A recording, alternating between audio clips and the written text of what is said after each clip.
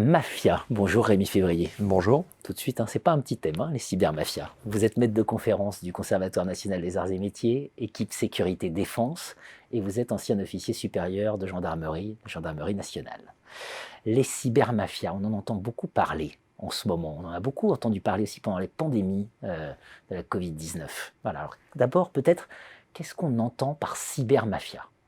Alors, il y a plusieurs types de cybermafia, mais pour faire simple, on va dire que vous avez des groupes de hackers qui vont se fédérer. D'accord ? C'est très proche de la sociologie des organisations. Ils vont se fédérer parce que chacun a une compétence un peu particulière et ils vont se dire qu'ensemble, ils vont être plus forts que seuls. Donc ça, c'est une cybermafia, on va dire, d'opportunité. Mais vous avez quelque chose dont on parle assez peu. Vous avez des organisations criminelles qui, pour certaines, se sont reconverties dans le cybercrime. Pourquoi ? Tout simplement parce que, soyons clairs, il n'y a plus que les gens dotés d'une densité neuronale somme toute assez modeste qui aujourd'hui braquent une supérette. Il est beaucoup plus intéressant pécuniairement parlant d'attaquer une organisation par des moyens cyber, surtout si on le fait depuis un pays étranger, puisque la coopération internationale a beaucoup de mal à se mettre en place. Donc, une organisation mafieuse, c'est extrêmement rationnel. Et en fait, le calcul, c'est comme dans n'importe quelle autre organisation, j'ai honte de le dire, mais c'est une réalité, entre le coût et les bénéfices. Le coût, c'est quoi ?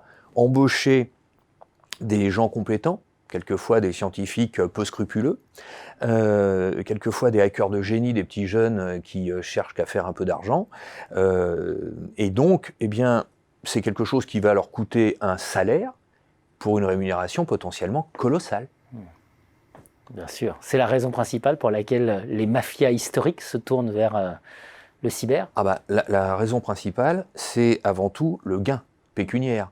Mais il y a aussi la volonté de bénéficier des nouvelles opportunités offertes justement par les nouvelles technologies. Vous avez deux cas de figure.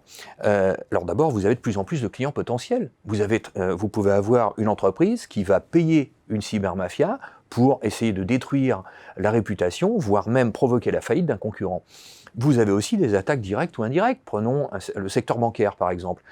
Imaginons qu'une cybermafia arrive à voler 200 000 comptes, numéros de compte avec les mots de passe.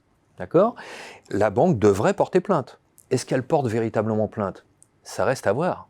Parce que le danger, contrairement à ce qu'on peut penser intuitivement, c'est pas qu'il y ait 200 000 clients qui soient alertés et qui quittent cette banque, la banque s'en remettra. C'est l'impact sur la capitalisation boursière.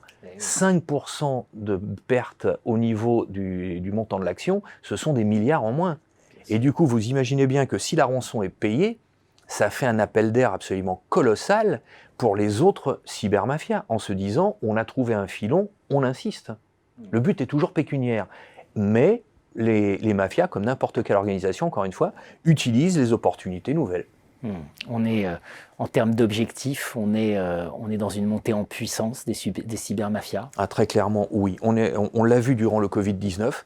On n'a jamais connu autant d'attaques, voire même, et on a déjà eu l'occasion d'en parler, contre des centres de soins, contre des laboratoires de recherche. Je vous rappelle que la première victime d'une cyberattaque, ça s'est passé en Allemagne il y a quelques semaines. Une personne qui, du fait d'un ransomware envoyé dans l'hôpital, où la personne était sous assistance respiratoire, il me semble, a dû faire l'objet d'un transfert. Malheureusement, le transfert a pris trop de temps, elle est morte.